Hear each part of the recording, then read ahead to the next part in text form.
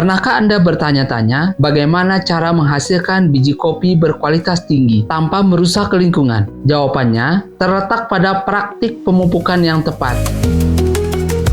Setiap petani sudah pasti mengharapkan produksi kebun kopinya itu melimpah. Namun, banyak dari antara kita itu belum tahu bagaimana cara berbudidaya kopi dengan baik dan benar. Nah, untuk mencapai produksi yang tinggi dan berkualitas, mari kita ikuti video berikut ini.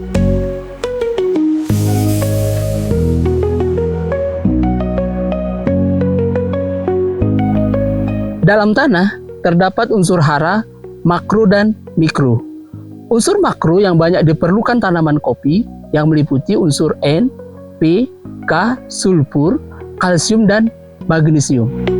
Sedangkan unsur mikro adalah unsur yang walaupun dibutuhkan dalam jumlah sedikit namun sangat mempengaruhi produksi tanaman kopi. Unsur mikro yang dibutuhkan tanaman kopi antara lain Cl, Fe, Mn, Cu, zinc, molybdenum atau Mu.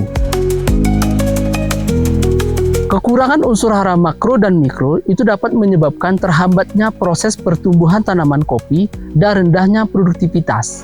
Salah satu upaya yang bisa dilakukan adalah dengan proses pemupukan tanaman kopi. Unsur hara yang mutlak diperlukan tanaman kopi yaitu unsur N, P, dan K.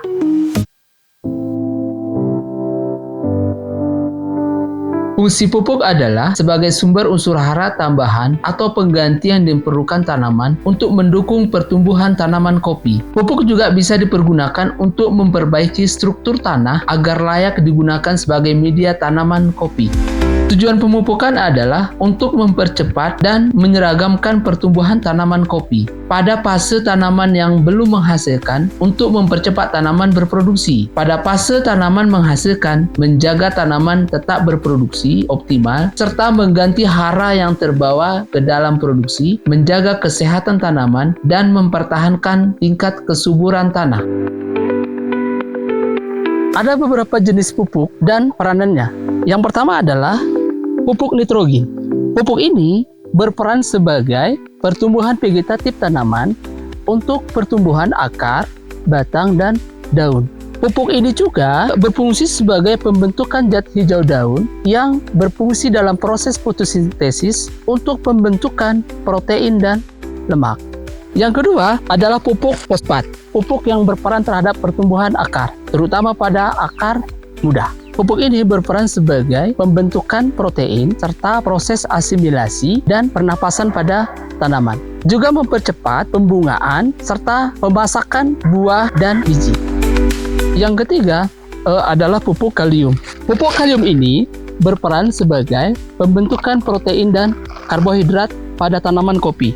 Memperkuat tanaman yang menyebabkan daun, bunga, buah tidak mudah rusak.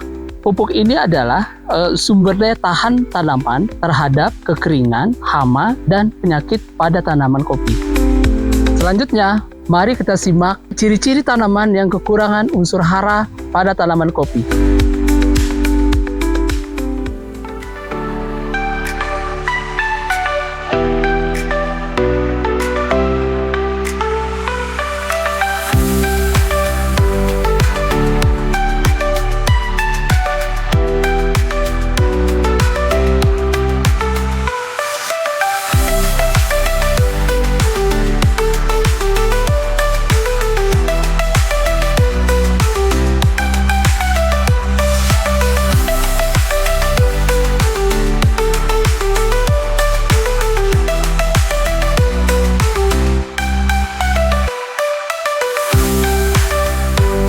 Agar pemupukan dilakukan secara efektif dan efisien, maka petani harus mempertimbangkan jenis pupuk, jumlah pupuk, kebutuhan unsur hara, cara pemupukan, dan waktu pemupukan.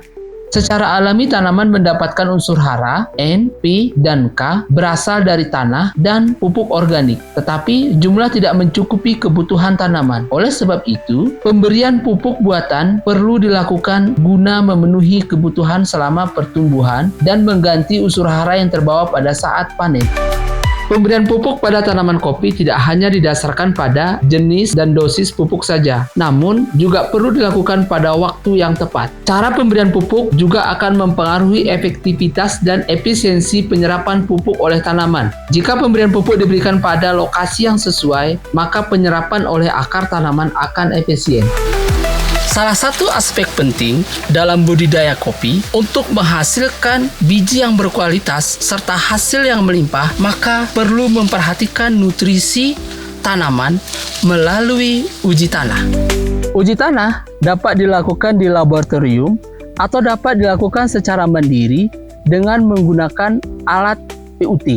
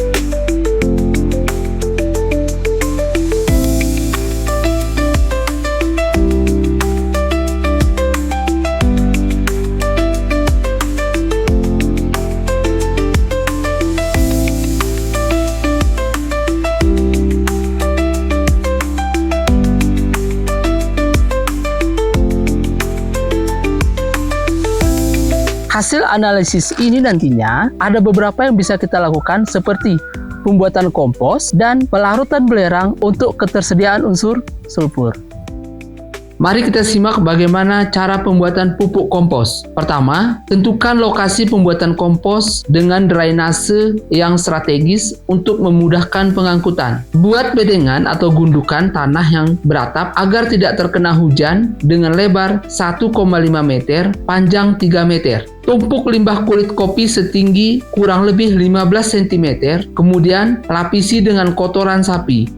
Larutkan 20 ml IM4 dalam ember berisi air 10 liter. Kemudian, tambahkan gula merah tebu atau molase sebanyak 25 gram.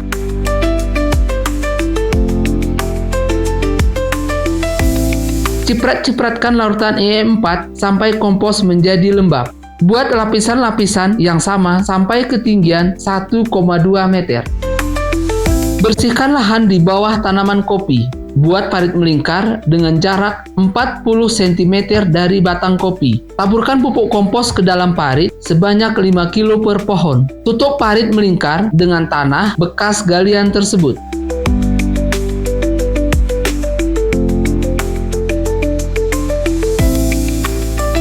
Pembuatan larutan belerang sebagai bahan desinfektan pada lahan pertanian sebagai berikut.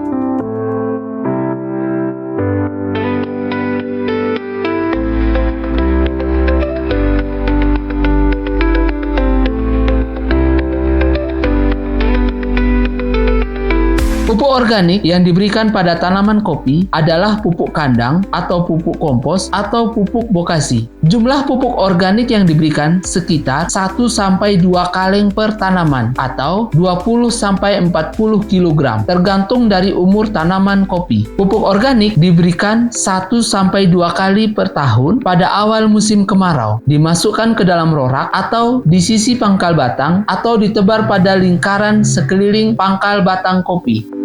Pupuk hayati yang diberikan pada tanaman kopi adalah pupuk yang mengandung mikroba yang memiliki peranan positif bagi tanaman kopi. Kelompok mikroba yang sering diaplikasikan adalah yang mampu menambat N dari udara, baik yang bersimbiosis Rhizobium sp atau yang bersimbiosis Azosphyllum sp dan Azobacter sp. Mikroba yang melarutkan unsur hara, P dan K yang merangsang pertumbuhan tanaman.